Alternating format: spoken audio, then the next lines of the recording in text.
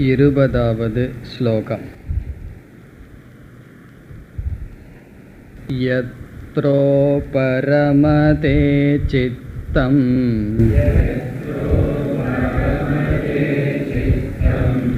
நிருத்தம் யோக சேவயா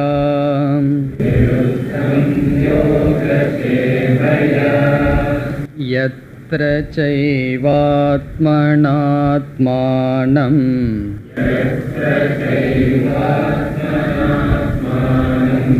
பஷ்யன்னாத்மனி துஷ்யதி.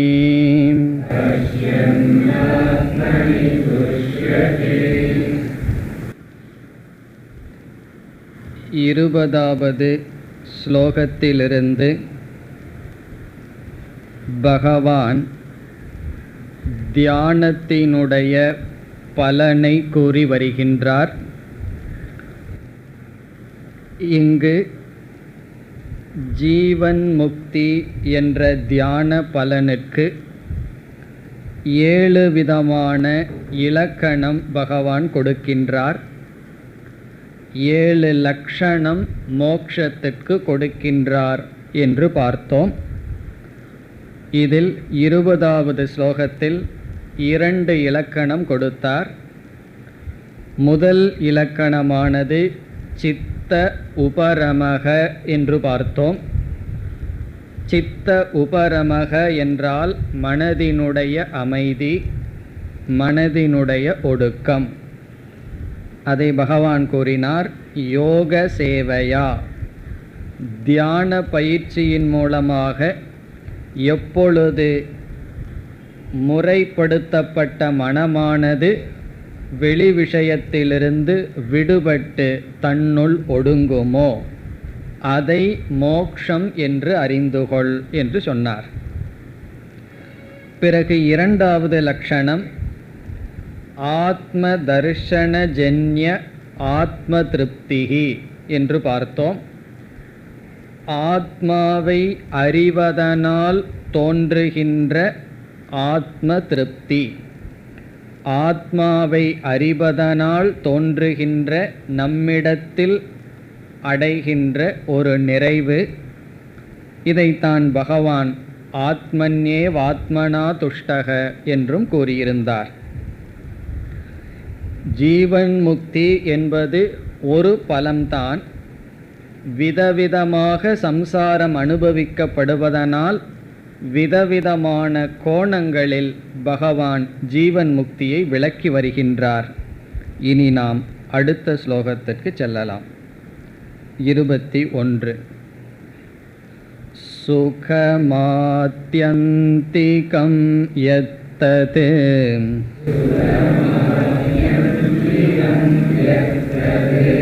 புத்திக்ராஹ்யமதீந்திரியம்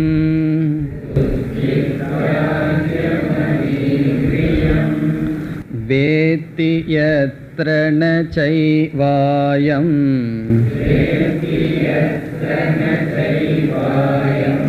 ஸ்திதஸ்சலதி தத்வதஹ.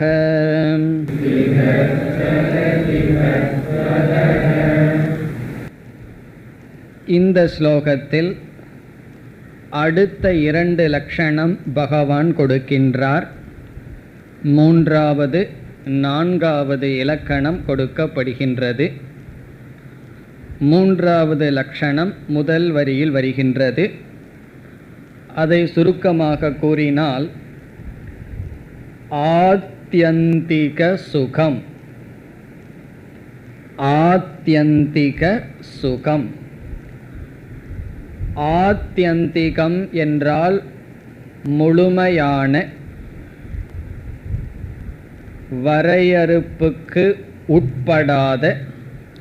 சுகம் என்றால் இன்பம், மகிழ்ச்சி, நிறைவு. ஆத்யந்திக சுகம் என்றால் அந்தம் அதிக்ரம்ய வர்த்தமானம். அந்தம் என்றால் ஒரு முடிவு. அந்தம் அதிக்ரம்ய என்றால் ஒரு முடிவுக்கு உட்படாமல் இருக்கின்ற. அந்தம் அதிக்ரம்ய வர்த்தமானம் ஆத்யந்திகம். ஒரு முடிவுக்குள் உட்படாமல் இருக்கின்ற ஒரு நிறைவு, ஒரு சுகம் சதானந்தம் என்று சொல்வார்கள். சதானந்தம் என்றால் எப்பொழுதும் ஆனந்த சொரூபம். இது மோக்ஷத்தினுடைய லட்சணமாக பகவான் கூறுகின்றார். இந்த ஆத்யந்திக சுகத்தை பகவான் 2 சொற்களினால் வர்ணிக்கின்றார். ஒன்று, முதல் வரியில் கடைசி சொல்லை இப்பொழுது பார்ப்போம். அதீந்திரியம். இந்த சுகமானது அதீந்திரியம் என்று சொல்கின்றார். அதீந்திரியம் என்றால் இந்திரியங்களும் விஷயங்களும் சேருவதனால் வருகின்ற சுகத்திற்கு அப்பாற்பட்டது. இந்திரியங்களை கடந்தது அதீந்திரியம். இந்திரிய ஜன்ய சுகம் அல்ல என்பது கருத்து. 5 இந்திரியங்களும் அதற்குரிய பொருள்களும் சம்பந்தம் வைப்பதனால் மனதிற்கு ஒரு இன்பம் சுகம் வருகின்றது. அப்படிப்பட்ட சுகம் அல்ல. ஆகவே அதீந்திரியம் சுகம். இப்போ மோக்ஷத்தில் வருகின்ற இன்பமானது அல்லது மோக்ஷம் என்று சொல்லப்படுகின்ற சுகமானது இந்திரிய விஷயத்தினுடைய சேர்க்கையினால் வருவது அல்ல. அப்படி வந்தால் அது எப்படி இருக்கும் என்று 5வது அத்தியாயத்தில் பகவான் சொல்லி இருக்கின்றார். ஏஹி சம்ஸ்பர்ஷஜாஹா போகாஹா துக்க யோனய ஏவதே என்று சொல்லியிருக்கிறார். சம்ஸ்பர்ஷஜாகா போகாகா என்றால் இந்திரியங்களும் விஷயங்களும் சம்பந்தப்படுவதனால் வருகின்ற சுகங்கள். பகவான் ஏற்றுக்கொள்கின்றார் சுகம், ஆனால் துக்க யோனி, அது துயரத்துக்கு காரணம் என்று சொன்னார். ஆகவே இங்கு சொல்கின்ற மோக்ஷ சுகம் ஆத்மாவை அறிவதனால் மனதில் வருகின்ற சுகம் என்பது இந்திரியங்களினுடைய சேர்க்கையினால் வருவதல்ல. இது ஒரு விளக்கம் பகவானே கொடுக்கின்றார் ஆத்யந்திக சுகம் என்பதற்கு. பிறகு இனி ஒரு கருத்தை பகவான் சொல்றார். இதற்கு முன் சொல் புத்தி கிராஹ்யம். புத்தி கிராஹ்யம் என்றால் மனதினால் உணரக்கூடியது, புத்தியினால் அனுபவிக்க கூடியது. எது என்றால் எந்த ஒரு சுகம் புத்தியினால் கிரகிக்க முடியுமோ, புத்தியினால் உணர முடியுமோ, அதே சமயத்தில் புத்தியினால் உணர முடிந்தாலும் இந்த புத்தியில் அடைந்த சுகம் இந்திரியங்கள் அதனுடைய விஷயத்தில் சம்பந்தம் வைத்ததனால் வந்ததல்ல. அதுதான் பகவான் சொல்வது. பொதுவாக மனதிற்கு கிராஹ்யமான சுகங்கள் எப்படி இருக்குமென்றால் விஷயங்களோடு சம்பந்தம் வைத்து பிறகு மனதில் கிரகிக்கப்பட்டு நாம் உணர்கின்ற சுகமாக இருக்கின்றது. ஆனால் இங்கு சொல்கின்ற சுகம் புத்தியினால் மட்டும் கிராஹ்யம், அதே சமயத்தில் விஷயங்களும் இந்திரியங்களும் சம்பந்தப்படவில்லை. எதுவாம்? முதல் சொல்லை பார்த்தால் சுகம் ஆத்யந்திகம்.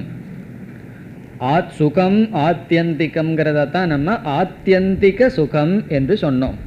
இப்போ சுகம் மோக்ஷத்தில் அடையப்படுகின்ற மகிழ்ச்சியானது, மனதில் அனுபவிக்கக்கூடிய நிறைவானது, அதுவும் சுகம்தான். காரணம் என்னன்னா, சிலரிடம் உங்களுக்கு மோட்சம் வேணும்னு சொன்னால் எனக்கு சுகம்தான் வேணும், மோட்சம் வேண்டாம் என்று சொல்வார்கள். என்ன மோட்சம்னா இறந்ததற்கு பிறகு என்னமோ அடையிறத போல, அல்லது மோட்சத்தை கண்டு பயம். எனக்கு எவ்வளவோ ஆசை இருக்குது, அந்த ஆசையை அனுபவிக்க அனுபவிக்க இன்பம் கிடைக்கும், எனக்கு சுகந்தான் வேண்டும், மோட்சம் வேண்டாம் என்று சிலர் சொல்லலாம். அதனால பகவான் சொல்றார், மோட்சங்கிறது சுகம்தான், அதுவும் ஒரு சுகம். பிறகு எப்படிப்பட்ட சுகம்? ஆத்யந்திகம் சுகம், ஒரு வரையறுப்புக்கு உட்படாத பூர்ணமான சுகம். இப்படி சொன்ன உடனே சரி, இந்த சுகத்தை கண்ணில் அடையலாமா, காதில் அடையலாமா, நாக்கில் அடையலாமான்னு தோன்றும். உடனே பகவான் சொல்றார், அதீந்திரியம், இந்திரியங்களினுடைய துணையில்லாமல் அடையப்படுவது, அதே சமயத்தில் நம்முடைய மனதில் கிரகிக்க கூடியது. நம்ம எப்பெல்லாம் மனதில் கிரகிக்கின்ற இன்பத்தை அடைகின்றோமோ அந்த இன்பத்துக்கு காரணம் நம்முடைய கண் முதலிய இந்திரியங்கள் அதனுடைய விஷயத்தினுடைய சேர்க்கையினால் வந்திருக்கும். அதைத்தான் அனுபவித்திருக்கின்றோம். அதைத்தான் சம்சாரம் என்றும் சாஸ்திரம் கூறுகின்றது. ஆனால் இங்கு கிடைக்கின்ற இன்பம் வெளி விஷயங்களை சார்ந்தோ இந்திரியங்களை சார்ந்தோ அல்ல, வெறும் புத்தியினால் மட்டும் கிரகிக்கப்படுவது. பிறகு அடுத்த கேள்வி, சரி, புத்தியினால் மட்டும் கிரகிக்கப்படும் என்றால் இந்த சுகம் ஒரு சுதந்திரமான சுகமாக இருக்கின்றது. மற்ற சுகங்களெல்லாம் நமக்கு வேண்டும் என்றால் பொருள்கள் நமக்கு வரணும், அதோட சம்பந்தம் வைக்கணும், இந்திரியங்களெல்லாம் தயாராக இருக்கணும். இப்போ நம்முடைய மற்ற சுகங்களுக்கு பொருள்களை நாம் சார்ந்து இருக்கின்றோம், இந்திரியங்களை சார்ந்து இருக்கின்றோம். சில சமயம் பொருள் இருக்கும், இந்திரியம் சரியாக இருக்காது. வீட்டில் நல்ல டிவியை வாங்கி வச்சுருப்போம், கண்ணில் மெட்ராஸை வந்துடுதுன்னு வச்சுக்கோமே, அப்போ என்ன பண்ணுறதுன்னா காதுலேயும் ஒரு வலி வந்துடுதுன்னு வச்சுக்கோமே, சரி கண்ணை மூடிட்டாவது கேட்கலான்னா அதுவும் முடியாது. அப்போ பொருள் இருக்கலாம், இந்திரியங்கள் இல்லை என்றால், தயாராக இல்லை என்றால் சுகத்தை அனுபவிக்க முடியாது. இப்போ எல்லா சுகங்களும் பொருள்களையும் நம்முடைய இந்திரியங்களையும் சார்ந்து இருக்கின்றது. ஆனால் இங்கு பகவான் சொல்கின்ற சுகம் இந்திரியங்களை கடந்து இருக்கின்றது என்றால் இந்திரியங்களை சார்ந்து இல்லை, புத்தியினால் மட்டும் அடையப்படுவதுன்னு சொன்னால், பிறகு ஏன் நம்முடைய புத்திக்குள் இந்த இன்பம் வரவில்லை என்ற கேள்விக்கு என்ன பதில் சொல்வது? இந்த புத்திக்குள் இதற்கு முன்னாடி பகவான் சொன்னாரே ஆத்ம தர்ஷனம் என்று, அந்த ஆத்ம தரிசனம் புத்தியில் வந்திருந்தால் அந்த ஞானத்தினால் மட்டும் வருகின்ற சுகம். இந்த லட்சணத்திலிருந்தே மோக்ஷங்கிறது எப்படி சுதந்திரம்னு பகவான் காட்டுகின்றார். அதீந்திரியம்னு சொன்னதிலிருந்து மனதில் வருகின்ற சுகம் இந்திரியங்களையும் பொருள்களையும் சார்ந்ததல்லங்கிறார். பிறகு புத்தி கிராஹியம்னு சொன்னதிலிருந்து இந்த ஒரு அறிவே போதும். எதற்கு? இந்த சுகத்திற்கு. மோக்ஷங்கிற மன நிறைவுக்கு இங்கு பகவான் புகட்டிய இந்த அறிவே போதும். இந்த அறிவு எங்கே இருக்கும்னா புத்தியில் இருக்கும். ஆகவே ஆத்ம ஞானத்தை கொண்ட புத்தியினால் மட்டும் கிரகிக்க கூடியதுன்னு சொன்னால் நமக்கு கிடைக்க வேண்டிய சுகம் வெறும் புத்தியிலேயே அடையப்படுவது. அதுதான் சுதந்திரமான ஆனந்தம், எதையும் சாராத சுகம். இப்போ முதல் வரியை பார்த்தால், சுகம் ஆத்யந்திகம் எது தது. இந்த எதுங்கிற சொல்லை எடுத்து எது என்றால் எந்த ஒன்று, புத்தி கிராஹ்யம் புத்தியினால் மட்டும் கிரகிக்கப்படுவதோ, அதீந்திரியம் இந்திரியங்களை கடந்து இருக்கின்றதோ, தது அந்த ஒன்று ஆத்யந்திக சுகம், அதுதான் ஆத்யந்திகமான சுகம். இப்போ எந்த ஒன்று புத்தியினால் மட்டும், புத்தியே போதும் அந்த சுகத்திற்கு, வெளி விஷயங்களோ இந்திரியங்களோ வேண்டாம். பிறகு இந்திரியங்களினுடைய துணையின்றி வருவது, ஆத்யந்திகமாக எது இருக்கின்றதோ அந்த சுகம்தான் மோக்ஷம். இப்போ இரண்டாவது வரிக்கு இனி வர வேண்டும். வேத்தி யத்ர. வேத்தி யத்ரன்னு ரெண்டாவது வரியில் இருக்கு. யத்ர என்றால் எந்த மோக்ஷத்தில், வேத்தி ஒருவன் அறிகின்றானோ.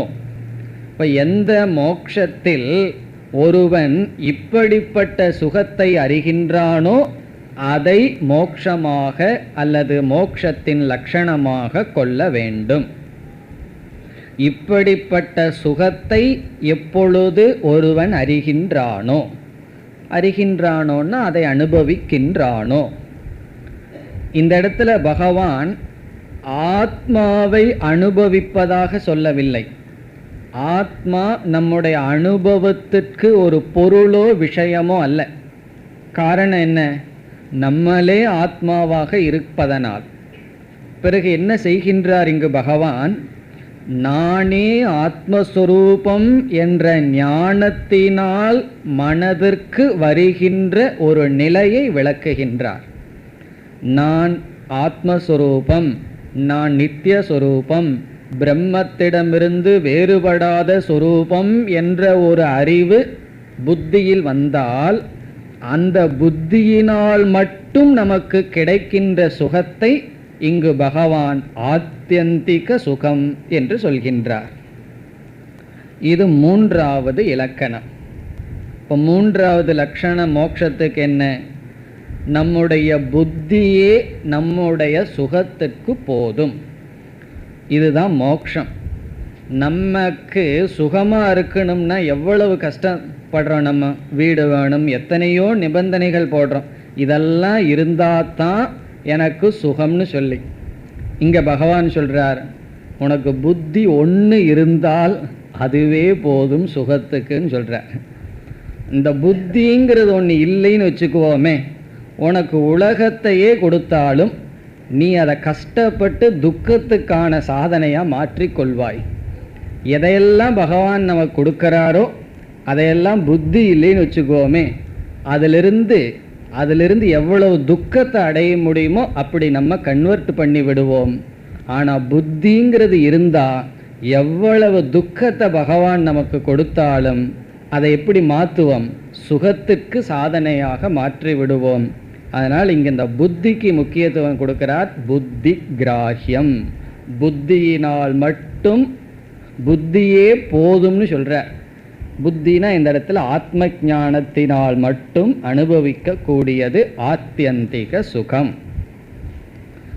இனி நான்காவது இலக்கணத்திற்கு வரலாம். நான்காவது லட்சணம் தத்துவநிஷ்டா.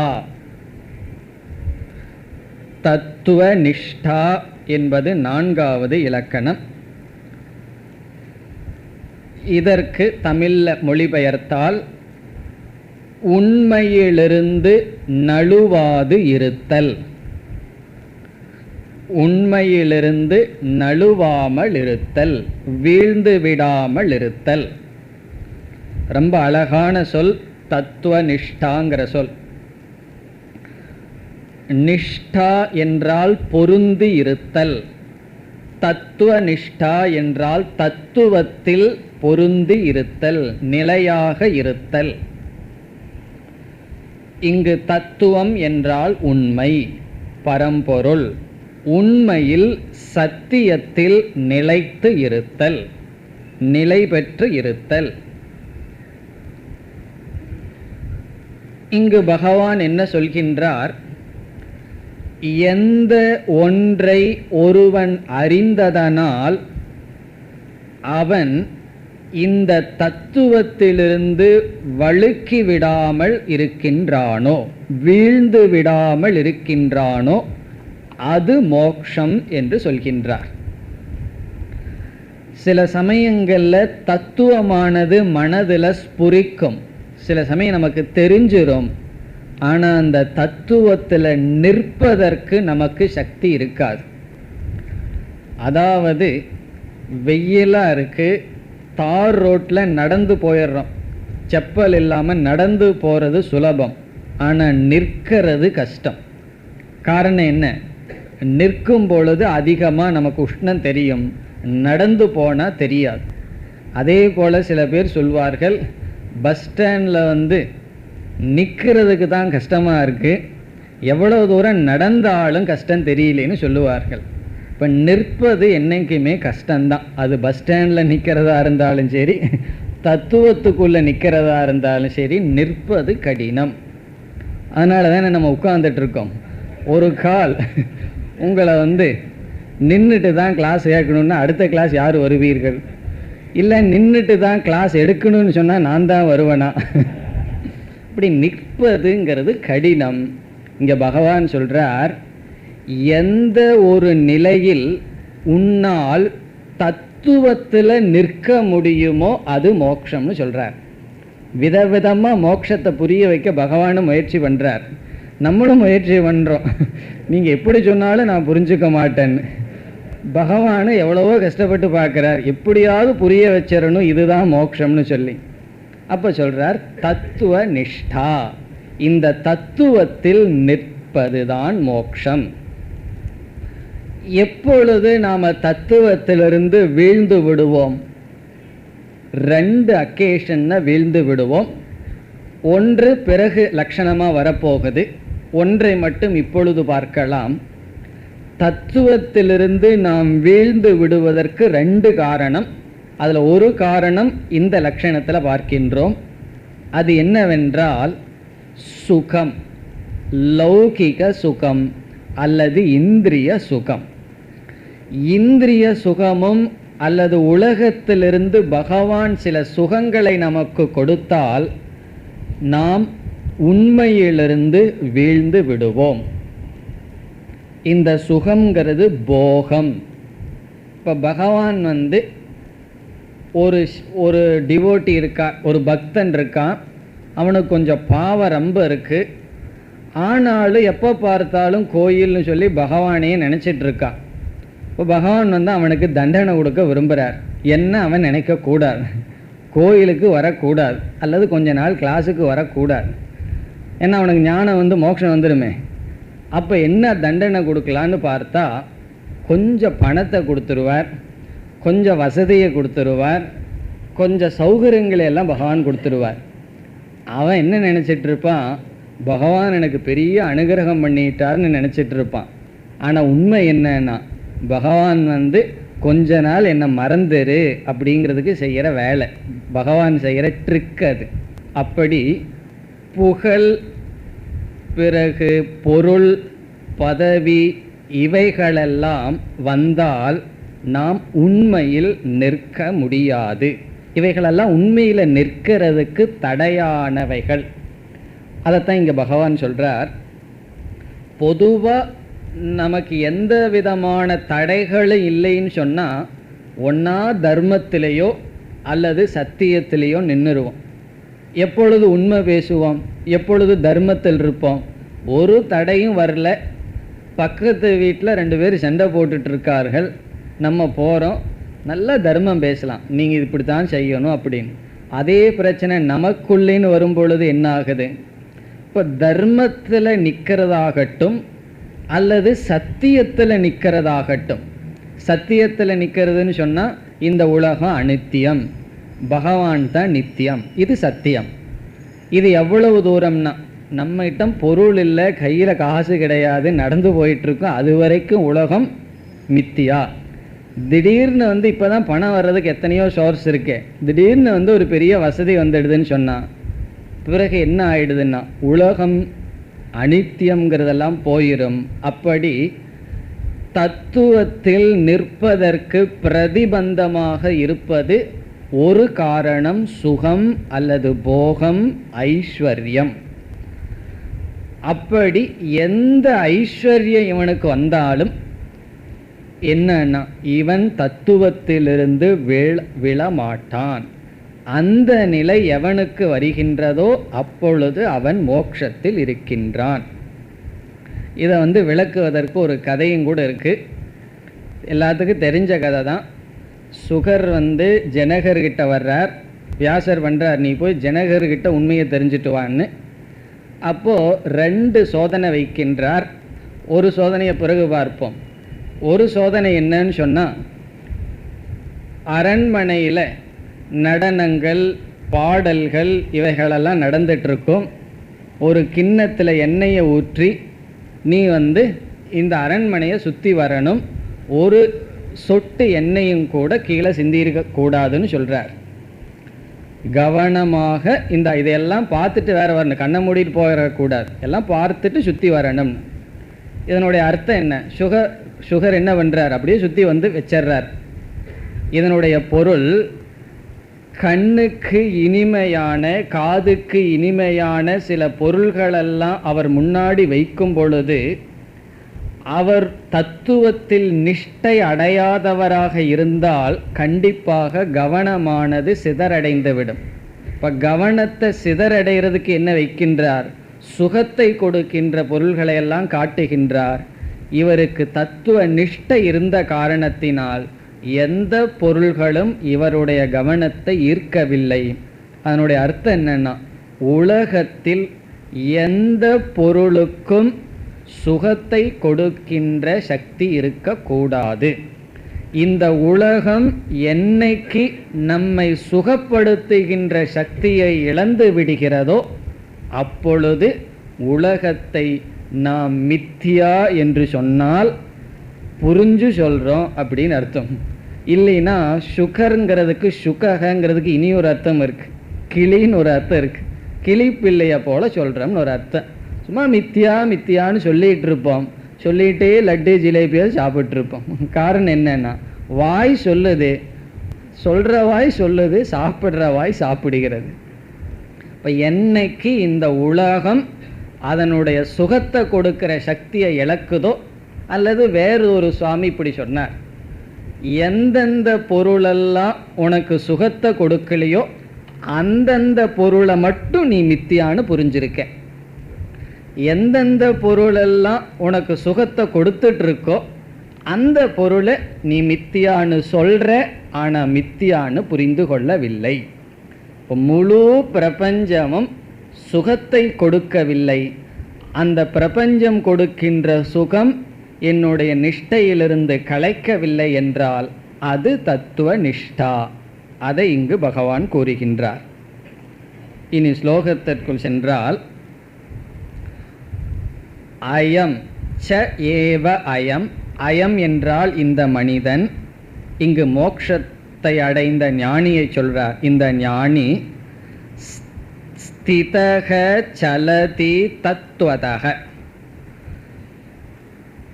ந சலதி, நச்சங்கிற வார்த்தை முன்னாடி இருக்கு, வேத்தி எத்திர நங்கிற சொல்ல இருக்கு, ந சலதி, அவன் அசைவதில்லையோ.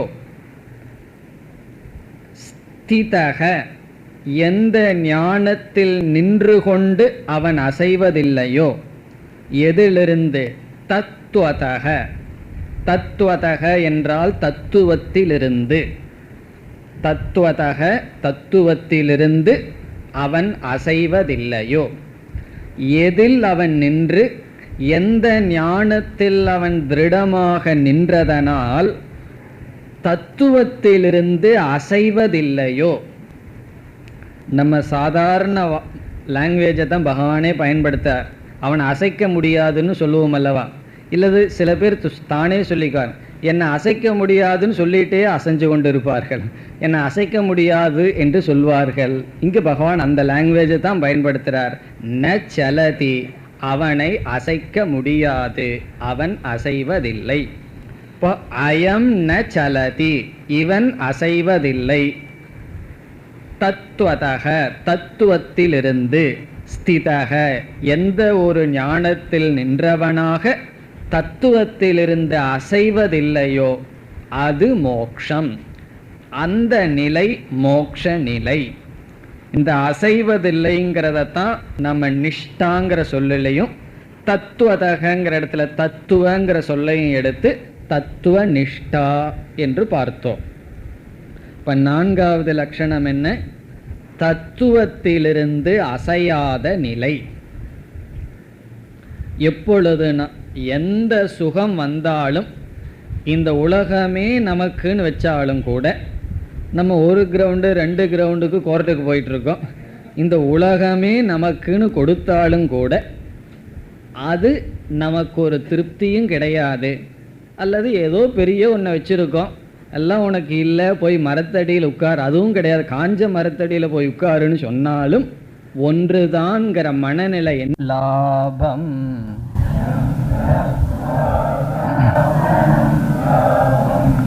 மன்யதே நாதிகம் ததஹ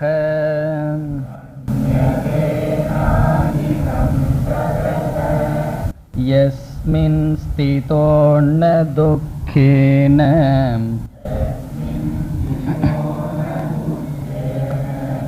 குருநாபி விசால்யதே.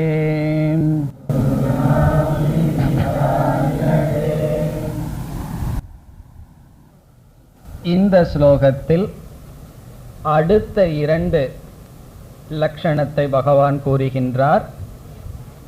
5வது லட்சணம் முதல் வரியில், 6வது லட்சணம் 2வது வரியில் வருகின்றது.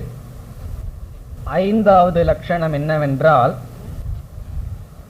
நிரதிசய லாபக. நிரதிசய லாபக, இதுவும் மிக மிக அழகான கருத்து. லாபகங்கிற வார்த்தை நமக்கு தெரியும். லாபம், லாபம்ங்கிறதுக்கு அர்த்தம் தெரியாத ஆளுக யார் இருக்கா? ப்ராஃபிட் அண்ட் லாஸ் அக்கௌண்ட் எழுதுறமே, அந்த ப்ராஃபிட் லாபம். லாபம்னா கெயின், ஏதாவது ஒன்றை நம்ம அடையிறதுக்கு பேரு லாபம். நிரதிசயம் என்றால் இந்த லாபத்துக்கு ஒரு அடைமொழி. எந்த லாபத்தை அடைஞ்சதற்கு பிறகு அந்த விஷயத்தில் அதற்கு மேல் அடையிறது ஒன்றும் இல்லையோ. அதிசயம்ங்கிற சமஸ்கிருத வார்த்தைக்கு பொருள் அதற்கு மேல் இருப்பது. தமிழ்ல அதிசயம்னு சொன்னா ஒரு வேற அர்த்தத்தை சொல்லுவார்கள், ரொம்ப அதிசயமா இருக்குன்னு சொல்லி. இங்க அதிசயம்னு சொன்னா அதற்கு மேல் இருப்பது. நிரதிசயம்னு சொன்னா அதற்கு மேல் இல்லாதது. இப்ப நிரதிசய லாபம்னு சொன்னா அதற்கு மேல் அடைய முடியாத அளவு அடைகின்ற லாபம். இப்ப நிரதிசய லாபத்தை தமிழ்ல என்ன சொல்லலாம்? பூர்ணமான லாபம். லாபத்தை லாபம்னே சொல்லலாம், பூர்ணமான லாபம். இதெல்லாம் அதே மொழியிலேயே நம்ம புரிந்து கொள்ளலாம். நிரதிசய லாபக, இதனுடைய அர்த்தம் என்னன்னு சொன்னா, இந்த உலகத்துல எத்தனையோ பொருள்களை நம்ம அடையிறதுக்கு முயற்சி பண்ணிட்டு இருக்கோம். ஒரு வியாபாரம் ஆரம்பிச்சோம்னா கண்டிப்பா லாபத்துக்காகத்தான் ஆரம்பிக்கின்றோம், அல்லது எதையோ அடைவதற்கான முயற்சியில ஈடுபட்டு இருக்கோம். இந்த உலகத்தை பகவான் எப்படி படைச்சிருக்காருன்னா, இதுல ஒரு பெரிய ரகசியமே இருக்கு. நாம எதைய வாழ்க்கையில அடைஞ்சாலும் அதற்கு மேல் அடையிறதுக்கு அங்க வாய்ப்பு இருக்கின்றது. அப்படித்தான் பகவான் படைச்சிருக்கார். நீங்க எதை அடைஞ்சாலும் அதற்கு மேல் அந்த இடத்துல அடையிறதுக்கு ஒரு ஸ்கோப், ஒரு வாய்ப்பை பகவான் வச்சிருக்கார். அப்படி வச்சுட்டா போதாதான், நமக்கு ஒரு விதமான சுபாவத்தையும் பகவான் படைச்சிருக்கார். நம்ம மனதனுடைய சுபாவம் என்ன தெரியுமோ? ஒரு லாபத்தை நம்ம அடைஞ்சோம்னா சில காலங்கள் தான் அந்த லாபத்துல மனசு சுகித்திருக்கும். அதற்கு பிறகு அதற்கு மேல் அங்க ஸ்கோப் வச்சிருக்காரே பகவான், அடைகிறதுக்கு வாய்ப்பு வச்சிருக்காரே, அதை மனது ஏங்கி இருக்கும். அதனால இந்த உலகத்துல எதை கொடுத்தும் ஒருவனுடைய மனசை திருப்திப்படுத்தவே முடியாது. இந்த உலகத்தையே கொடுத்துட்டோம்னா சொர்க்கலோகம்னு சொல்லுவான். சொர்க்கலோகத்தையே கொடுத்துட்டோம்னா எல்லாம் கொடுத்ததற்கு பிறகு மீண்டும் எனக்கு தெரியாம உன்னை ஏதாவது இருந்துருமா, அதுவும் வேணுன்றுவான். சரி அதையும் கொடுத்தோம்னா இல்லை எனக்கு தெரியாமல் இன்னியும் ஏதாவது இருந்துருமா, இதுக்கு ஒரு எல்லையே இல்லாமல் இருக்கின்ற. ஒரு வீட்டுக்கு போகிறோம், காஃபி கொடுக்கிறார்கள், 3/4 கிளாஸ் கொடுத்தா என்ன பண்ணணும், இவ்வளோ கொடுத்தாங்களேன்னு சந்தோஷப்படணும். இன்னைக்கு ஏன் கொஞ்சம் ஒரு 1/2 இன்ச்சு குறையுது, என்ன ஆச்சு, அப்படி தான் மனசு தோன்றும். இருக்கிறத மனசு பார்க்காது, பார்க்கும், கொஞ்ச நேரம் பார்த்து சுகிக்கும், பிறகு இல்லாததை தான் மனசு பார்க்கும். அதனால இந்த இடத்துல எந்த அனாத்ம லாபத்தை அடைஞ்சாலும் அனைத்து அனாத்ம லாபங்கள் அதிசயத்துடன் கூடிய லாபங்கள். அதிசயம்னு என்ன, அதற்கு மேல் அடையக்கூடிய வாய்ப்பு இருக்கின்ற லாபங்கள். இதெல்லாம் நிதித்தியாசனத்துக்குரிய சிந்தனைகள். நம்ம ஆழ்ந்து தனிமையில் அமர்ந்து நம்ம எதையோ அடையணும்னு போறமே, எங்கதான் முடிவு. பாம்பேல கோர்ஸ், வேதாந்த கோர்ஸ் நடத்துவதற்கு சுவாமிஜி தயானந்த சுவாமிஜி இன்டர்வியூ வைப்பார். அப்பெல்லாம் வச்சு யாருக்கு தகுதி இருக்குன்னு தேர்ந்தெடுக்கும் போது, அப்போ ஒரு சுவாமி, அப்போ அவர் சாமி ஆகலை, சாமியாக வர்ற விரும்புகிறார். அவர் சொன்ன ஒரு பதில் என்னன்னு சொன்னா, நீ ஏன் இந்த வேதாந்தமெல்லாம் படிக்க வர்ற அப்படின்னு கேட்ட கேள்விக்கு அவர் என்ன சொன்னார்னா, ஒருவன் 10 லட்சம் ரூபா முதலீடு போட்டு வாழ்க்கையை துவங்குறான், அவனுடைய லட்சியம் 1 கோடி ஆக்கணும்னு சொல்லி. ஏற்கனவே 1 கோடி ரூபாயை வச்சிட்டு இருக்கானே, அவனுக்கு என்ன லட்சியம்னு சொன்னா 10 கோடி ஆக்கணும்னு சொல்லி. அப்போ யாருக்கு லட்சியமே இல்லாம இருக்கும்? அப்படி ஏதாவது ஒரு மனிதர்கள் இருப்பார்களா என்பதுதான் அவருக்கு வந்த சந்தேகம்.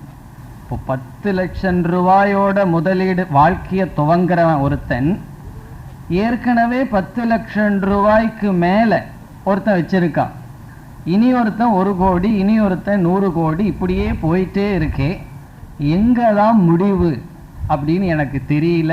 அதை தெரிஞ்சுக்கிறதுக்கு வேதாந்தத்துக்கு வந்திருக்கேன்னா, யூ ஆர் செலக்டட்ன்ட்டார். சரி, நீ செலக்டட், நீ செலெக்ஷன் ஆயாச்சுன்னு. இப்போ அவர் சுவாமியாவே இருக்கார். என்னுடைய அர்த்தம் என்னன்னு சொன்னா, மனது இப்படி சிந்திக்கணும்.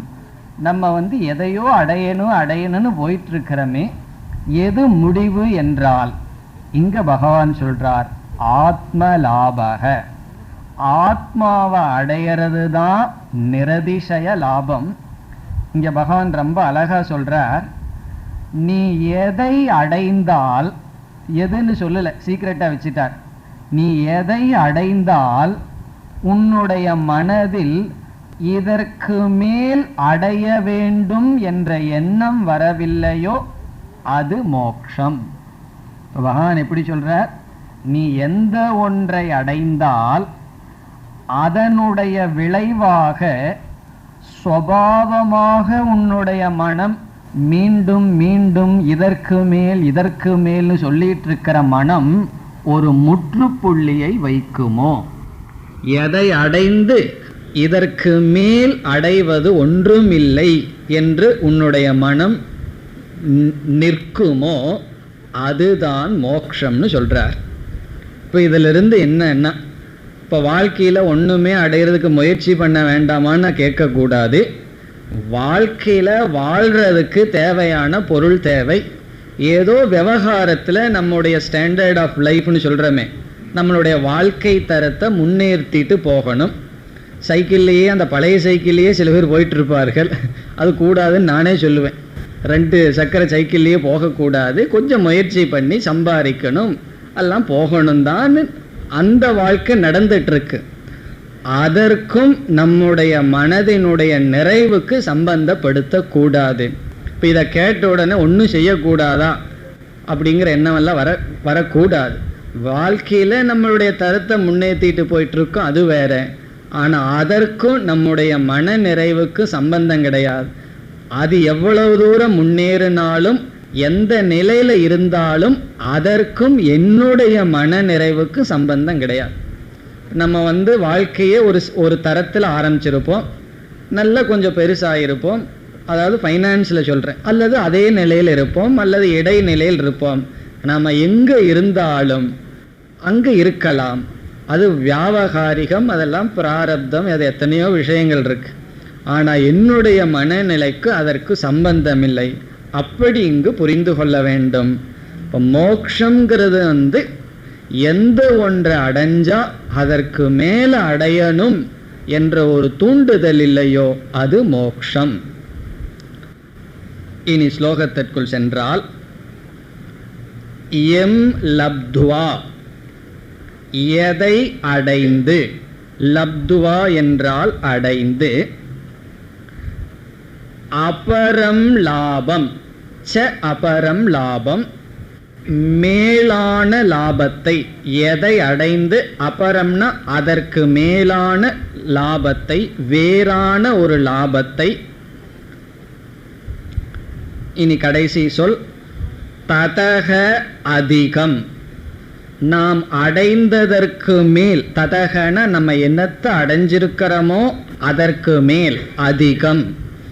அதிகம்ங்கிறது நமக்கு தெரிஞ்ச சொல்லுதான் அதிகம், எக்ஸஸ். ந மன்யதே, ஒருவன் நினைக்கவில்லையோ.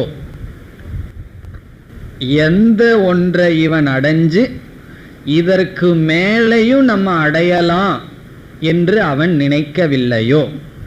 அப்படின்னா என்னன்னா, இவன் இந்த ஞானத்தை அடையிற வரைக்கும் எதை அடைஞ்சாலும் இதற்கு மேல் அடையணும் இதற்கு மேல் அடையணும்னு சொல்லிகிட்டே போவான். அது யோகி ஆனாலும் கூட எவ்வளவு தூரம் மனசை கட்டுப்படுத்தி இருந்தாலும் கூட இதற்கு மேலே கட்டுப்படணும் இதற்கு மேலே கட்டுப்படணும்னு நினைப்பான். அல்லது போகியா இருந்தால் இதற்கு மேலே போகத்தை அனுபவிக்கணும் இதற்கு மேலே போகத்தை அனுபவிக்கணும்னு இருப்பான்.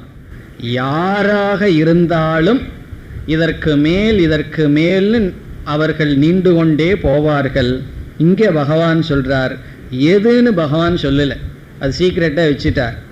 எதுன்னா என்ன, எந்த ஞானம், எந்த ஞான நிஷ்டை, எந்த ஒரு ஞானத்தை அடைஞ்சதனால இவனுடைய மனதில் இதற்கு மேலும் அடையணுங்கிற ஒரு தூண்டுதல் இல்லையோ. இதுதான் உண்மையான மனசாந்தி. நம்ம மனசாந்தின்னு என்ன நினச்சிட்டு இருக்கோம், எல்லாம் பொருள்களெல்லாம் நிறைச்சி நம்ம வீட்டில் இருந்தால் மனசாந்தின்னு. அதெல்லாம் கிடையாது, அது அசாந்திக்கான விதைகள். உண்மையான சாந்தின்னு என்னன்னா, இருக்கிறதில் திருப்தி, இந்த ஞானத்தில் வருகின்ற திருப்தி. மற்றதுலேயும் திருப்தி வரும், திருப்தி இல்லைன்னு சொல்லலை, அதை கொஞ்ச நேரத்துக்கு இருக்கும். சாப்பாடு போல அறுசுவை உணவை சாப்பிட்டோம்னா எவ்வளோ நேரம் திருப்தினா, கொஞ்ச நேரம் திருப்தியாக இருக்கும். பிறகு என்னன்னா மீண்டும் மீண்டும் அதை சாப்பிடணுங்கிற ஆசை இருக்கும். நல்லா சாப்பிட்டு பழகிட்டோம்னா ஆசை கொஞ்சம் அதிகமாகவே இருக்கும், அதே போல் கிடைக்கணும்னு இருக்கும். அப்படி எதை அடைந்தாலும் அதற்கு மேல் நாம் அடைய வாய்ப்பு இருப்பது சம்சாரம். ஆத்ம லாபாத் ந பரம் லாபம்ங்கிறது வேத வாக்கியம். ஆத்மாவை அடையிறத தவிர வேற லாபம் உலகத்தில் ஒன்றும் கிடையாது. ஆத்மா ஆத்மான்னு சொல்கிறீங்களே, இது யாருன்னா நம்ம தான். ஆத்மான்னு என்ன, நம்மை அடையிறத தவிர வேற லாபம் ஒன்றும் கிடையாது. இது என்ன, 5வது லட்சணம். இனி 6வது லட்சணத்திற்கு போவோம். 6வது லட்சணமும் 4வது லட்சணமும் கிட்டத்தட்ட ஒன்றுதான், ஒரே ஒரு வேறுபாடு. 4வது லட்சணத்தில் தத்துவ நிஷ்டான்னு சொன்னோம். தத்துவத்திலிருந்து வீழ்ந்து விடாமல் இருத்தல் எப்பொழுதுனா, 2 காரணத்தினால தத்துவத்திலிருந்து வீழ்ந்து விடுவோம்னு சொன்னோம். ஒன்று சுகம், இனி ஒன்று துக்கம், துயரம். இங்க பகவான் சொல்றார், எவ்வளவு துக்கம் வந்தாலும் இவன் தத்துவத்திலிருந்து வீழாமல் இருப்பான். இப்போ இதை சமஸ்கிருதத்தில் சொன்னா துக்கேன அவிசாலனம். துக்கேன அவிசாலனம், துக்கேனா துக்கத்தினால், அவிசாலனம்னா அசையாமல் இருத்தல். இதுக்கும் தத்துவ நிஷ்டானே பேர் கொடுக்கலாம். ஏற்கனவே தத்துவ நிஷ்டான்னு பேர் கொடுத்ததுனால இதற்கு வேற பேர். இல்லை 7 விதமான லட்சணம் இருக்கே, நான் எத்தனையும் அடைஞ்சிருக்கேன்னெல்லாம் இங்கே எண்ணியெல்லாம் பார்க்கறதில்ல. 7 ஒன்று தான். இப்போ நான் 7 லட்சணமான மோட்சத்தை அடையணுமானெல்லாம் கேள்வி கிடையாது. மோட்சம் ஒன்று தான். 7 விதத்தில் பகவான் சொல்கிறார். துக்கேன அவிச்சாலனம் என்றால் என்ன? எவ்வளவு துக்கம் வந்தாலும் அந்த துக்கத்திலிருந்து இவன் வீழ்ந்து விடுவதில்லை. அதாவது நமக்கு துயரம் அதிகரிக்க அதிகரிக்க நம்முடைய உடம்புல அபிமானம் அதிகரிக்கும்.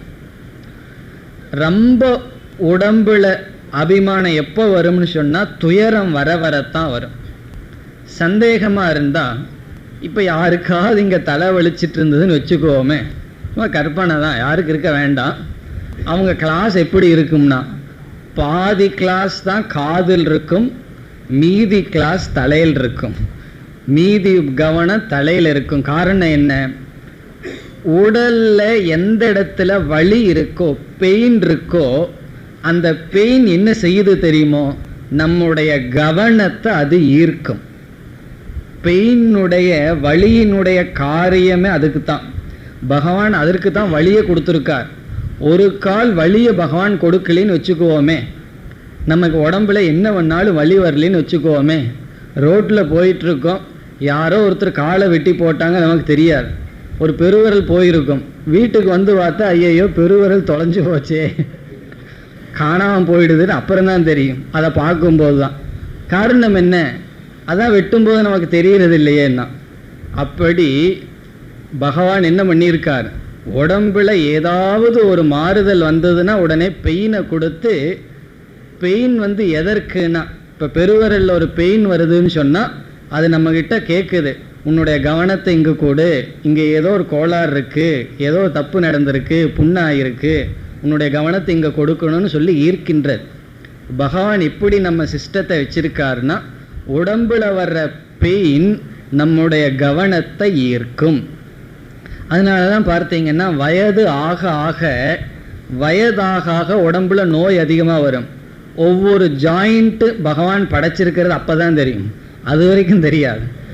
இப்படியெல்லாம் ஜாயிண்ட்டை பகவான் படைச்சி வச்சுருக்காரே, நம்மெல்லாம் ஜாயிண்ட் இருக்கிறனால தான் எவ்வளோ கை காலெல்லாம் மடக்கிட்டு இருக்கோம். அந்த ஜாயிண்ட்டினுடைய சுகத்தை அனுபவித்து துக்கத்தை வயசான காலத்தில் அனுபவிப்போம். அப்போ தெரியும். அப்போ என்ன ஆகும்னா, அதிக கவனமெல்லாம் உடம்புக்கே போகும். அதனால தான் எப்போ பார்த்தாலும் உடம்பை பற்றியே சிந்தனை வயதான காலத்தில் வர்றது சகஜம். இப்போ நம்ம சிரிச்சிடலாம், நமக்கு அது வரத்தான் போகுது. அப்போ பகவான் சொல்கிறார், நம்முடைய கவனம் துக்கத்தினால் ஈர்க்கப்படும் சரீரத்திற்கு. வேதாந்தத்தில் என்ன படிக்கிறோம்? நான் சரீரம் அல்ல. எது வரைக்கும்? நான் உடம்பு நல்லா ஃபிட்டாக இருக்கிற வரைக்கும் சொல்லிகிட்டு இருப்போம், நான் உடம்பல்ல, நான் தலையல்ல, நான் கையல்ல, நான் கால் அல்ல. நான் மூட்டு வலிச்சதுன்னு சொன்னால் நான் காலே தான், நான் தலையே தான் அப்படின்னு சொல்லிடுவோம். யார் சொன்னால் நான் தலை ஒருத்தருக்கு வலிச்சிட்ருக்கு, நம்மகிட்ட ஒருவர் வர்றார், எனக்கு ரொம்ப தலைவலின்னா, நீ தான் தலை இல்லையேன்னு என்ன பண்ணுவார்? நம்ம தலை இல்லாமல் பண்ணிட்டு போயிடுவார். காரணம் என்னன்னா, துக்கம் நம்முடைய சரீர அபிமானத்தை எடுத்து விடும். துக்கம் வராத வரைக்கும் தர்மத்திலேயோ சத்தியத்தையோ பேசுறதோ நிற்கிறதோ சுலபம். இங்க பகவான் சொல்றார், இந்த ஞானத்தினுடைய நிஷ்டையினுடைய பலன் என்னன்னு சொன்னா, உனக்கு எவ்வளவு துக்கம் வந்தாலும் அந்த துக்கத்துக்கு ஞானத்திலிருந்து ஞான நிஷ்டையிலிருந்து உன்னை எடுக்கும் சக்தியை இழந்து விடுகிறது. இதற்கு முன்னாடி ஒன்று பார்த்தோம், என்னைக்கு இந்த உலகத்தில் இருக்கின்ற சுகம் என்னுடைய நிஷ்டைக்கு பிரதிபந்தம் இல்லையோ அது மோட்சம்னோ, அதே போல எவ்வளவு பெரிய துக்கம் வந்தாலும், பெயின் உடம்புல வந்தாலும், அது என்னுடைய ஞானத்தினுடைய நிஷ்டையை எடுப்பதற்கு சக்தியை எப்பொழுது இழக்கின்றதோ அப்பொழுது நாம் ஞான நிஷ்டையில் இருக்கின்றோம். தியானம் பண்ணும்போது ஒரு கொசு கிடைச்சாலும் கூட அப்போதான் தெரியுது எத்தனை கொசு உட்கார்ந்துருக்கு இல்லைன்னு சொல்லி. அவ்வளவு தூரம் நம்ம மைண்டு உடல் இருக்கின்ற நிலைக்கு போயிடுது, உடல்னால டிஸ்ட்ராக்ஷன் ஆகுது. இங்க பகவான் சொல்றார், எந்த துக்கமும் உன்னுடைய நிஷ்டையை அசைக்கவில்லையோ அது மோக்ஷம்னு சொல்றார். இப்ப எந்த துக்கம் வந்தாலும் அந்த துக்கமானது நம்மை பாதிப்பதில்லையோ, அந்த துக்கத்தை அனுபவிக்கின்றோம். இதுல நம்ம கற்பனை பண்ணக்கூடாது அந்த துக்கத்தையே அனுபவிக்க மாட்டார்களான்னு சொல்லி. அந்த துக்கத்தை அனுபவிக்கின்றோம், ஆனால் நம்முடைய மனதினுடைய பக்குவம் அல்லது ஞானத்தினுடைய நிஷ்டை இந்த துக்கம் ஞான நிஷ்டையை தள்ளுற அளவுக்கு சக்தி இல்லை. இப்ப இந்த உலகம் இனி ரெண்டையும் சேர்ந்து சொன்னா, என்னைக்கு இந்த உலகம் கொடுக்கின்ற சுகமும் துக்கமும் என்னுடைய நிஷ்டைக்கு பிரதிபந்தமாக தடையாக இல்லையோ அந்த நிலை மோக்ஷம். அதைத்தான் இங்க பகவான் சொல்றார். யஸ்மின் ஸ்திதஹ, யஸ்மின் என்றால் எதில், இங்கேயும் எதில்னு சொல்லி விட்டுறார். அதை நம்ம புரிஞ்சுக்கணும். எந்த ஞானத்தில், ஸ்திதஹ எந்த ஞானத்தில் நின்றவனாக, இங்க ஞானம்னு சொல்லலாம், அல்லது ஏற்கனவே பகவான் சொன்ன தத்துவம்னு சொல்லலாம், அல்லது உண்மைன்னு சொல்லலாம், அல்லது பிரம்மன்னு சொல்லலாம், அல்லது ஆத்மா. இப்ப எதில் ஒருவன் நின்று ந துக்கேன, கடைசி சொல் விசால்யதே, துக்கேன துக்கத்தினால், ந விசால்யதே அசைவதில்லையோ. நாலாவது லட்சணமே தான் இங்கேயும் சொல்றார். அந்த இடத்துல சுகத்தை நம்ம பார்த்தோம், இந்த இடத்துல துக்கத்தை பார்க்கின்றோம். ஏன்னா துக்கம்ங்கிற வார்த்தையே பகவான் பயன்படுத்துறார். துக்கேன ந விசால்யதே. பிறகு துக்கத்திற்கு பகவான் ஒரு அடைமொழி கொடுக்கின்றார். அந்த அடைமொழி குருணா. சமஸ்கிருதத்தில் குரு அப்படிங்கிறதுக்கு ஒரு முக்கியமான பொருள் ஆசிரியர். இனி ஒரு சொல் குருன்னு ஒன்று இருக்கு, அதற்கு பொருள் அடர்ந்த, ஹெவி, அதிகமான ஒரு அர்த்தம் இருக்கு. ஹெவி அப்படின்னு அர்த்தம் குரு. அதற்கு ஆப்போசிட் லகு. லகுனா லைட், குரு அப்படின்னா அதிகமான. இப்ப குருனா துக்கேன என்றால் அதிகமான துக்கத்தினாலும், எவ்வளவு துக்கம் ஒருத்தனுக்கு வர முடியுமோ அத்தனை துக்கத்தினாலும் அவன் விசால்யதே, அவன் அசைவதில்லையோ. இப்ப நம்ம தத்துவமசி தான் உண்மை அப்படின்னு சொல்றோம். யாராவது நீ தத்துவமசி பொய்ன்னு சொல்லு, இல்லைன்னா கண்ணை பிடுங்கிடுவேன்னு சொன்ன என்ன பண்ணுவோம்? நான் 1000 முறை வேணாலும் பொய்ன்னு சொல்லிடுறேன், கண்ணை விட்டுருன்னு சொல்லிடுவோம். அப்படி ஒரு துக்கம் வந்ததுன்னு சொன்னா எல்லாத்தையும் விட்டுட்டு நம்ம ஓடி விடுகின்றோம். அப்படி இல்லை. நீ கண்ணை பிடுங்கினாலும் சரி, காதை பிடுங்கினாலும் சரி, உண்மையில தான் நான் இருப்பேன். அது ஞானம். இப்போ குருணா துக்கேன, இந்த இடத்துல குரு கொடுக்கிற துக்கத்தினால்னு அர்த்தம் கிடையாது. குருணா துக்கேன, குருவும் துக்கம் கொடுத்தாலும் அசையக்கூடாதுதான். சில சமயம் கிளாஸ்ல குருவை துக்கம் கொடுத்துருவார், போர் அடிச்சிடும் கிளாஸு. அப்போ என்ன, குரு கொடுக்கிற துக்கம், அப்போ அசையக்கூடாது. உபனிஷத் கிளாஸ்ல அப்பப்போ நடக்கும் குரு கொடுக்கிற துக்கம். குருணா அபி துக்கேன, எவ்வளவு கடினமான துக்கங்கள் வந்தாலும் ந விசால்யதே. இதிலிருந்து ஒரு பெரிய உண்மை இருக்கு. வேதாந்தம் எல்லாம் படிச்சுட்டா துக்கம் ஓடிருன்னு அர்த்தம் கிடையாது. பகவானே சொல்றாரு கடினமான துக்கம் வந்தாலும் அப்படின்னு. என்ன வரும்னு அர்த்தம்.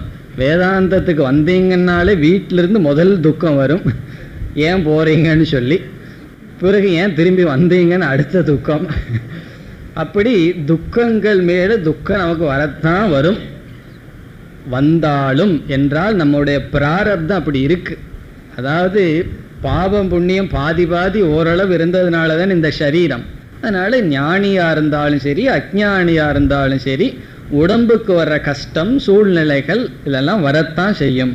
அதனால பகவான் சொல்றார், என்ன வந்தாலும் அவைகள் இவனுடைய ஞான நிஷ்டையை தொடுவதில்லை. அது மோக்ஷம்.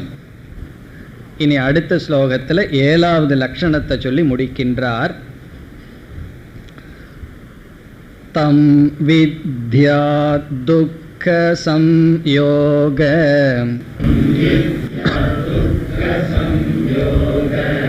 வியோகம் யோக சம்ஞிதம்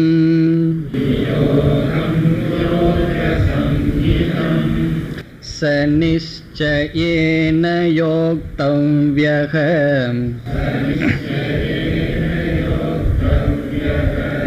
யோகோ நிர்விண்ண சேதசா.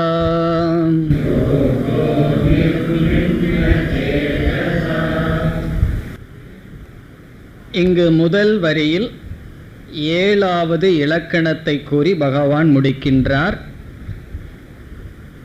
இதிலும் புதிதான கருத்து எதுவும் இல்லை. 7வது லட்சணம் துக்க சம்யோக வியோகம். துக்க சம்யோக வியோகம் இதனுடைய பொருள் துக்கத்தினுடைய துயரத்தினுடைய சேர்க்கையிலிருந்து விலகுதல். சம்யோகம்னா சேர்க்கை, துக்க சம்யோகம்னா துயரத்தினுடைய சேர்க்கை, வியோகம் என்றால் விலகுதல். அது மோக்ஷம். துயரத்தினுடைய சேர்க்கையிலிருந்து விடுதலை அடைதல் மோக்ஷம். இதெல்லாம் ரொம்ப முக்கியம். காரணம் என்னன்னா, பலர் வேதாந்தம்னா 70 வயசு 80 வயசுக்கு மேலே வச்சுக்கலாங்கிற விவகாரம் நினைக்கிறார்கள். ஆனால் வேதாந்தம்ங்கிறது என்ன? துக்க சம்யோக வியோகம், துயரத்தினுடைய சேர்க்கையிலிருந்து விலகுதல் வேதாந்தம். அதற்கான சாதனையை கொடுப்பது வேதாந்தம். இப்போ 70 வயசு வரைக்கும் கஷ்டப்பட்டுக்கலாம், அதுக்கு மேலே தான் கஷ்டப்படக்கூடாதுன்னு அர்த்தம் கிடையாது. இப்போ இங்கே பகவான் ஏற்கனவே சொன்னதை தான் சொல்கிறார். துக்கத்தினுடைய சேர்க்கையிலிருந்து விலகுதல் யோகம் என்று சொல்லி, பிறகு 2வது வரியில் என்ன சொல்கிறார்? இப்படிப்பட்ட பிரயோஜனத்தை கொடுக்கின்ற மோக்ஷம், இந்த மோக்ஷம் நமக்கு வரணும்னு சொன்னால் தியானம்ங்கிறது மிக மிக அவசியம். இத்தனை கருத்தையும் பகவான் எதுக்கு சொன்னார்னா, இப்படிப்பட்ட மோட்சத்தை நீ அனுபவிக்கணும்னா தியானத்தை முறையாக செய்ய வேண்டும். அப்படி சொல்ல போற. அப்படி இல்லை அப்படின்னு சொல்லலைன்னா 6வது அத்தியாயம் வரைக்கும் தான் தியானம் பண்ணிட்டு இருப்போம் வீட்டில் போய். இந்த அத்தியாயம் முடிஞ்சால் மறந்துடுவோம், மறந்து அப்படியே தியானத்தை மறந்து போயிடுவோம். பகவான் சொல்றார், இந்த தியானத்தினுடைய பலன்தான் இங்கு சொல்லப்பட்டுள்ள மோக்ஷம் என்று சொல்லி பலனை முடிக்கின்றார். அடுத்த வகுப்பில் பார்ப்போம்.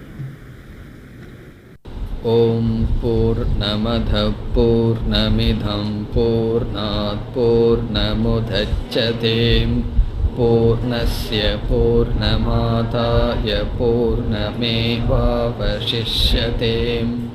ஓம் சாந்தி சாந்தி சாந்தி.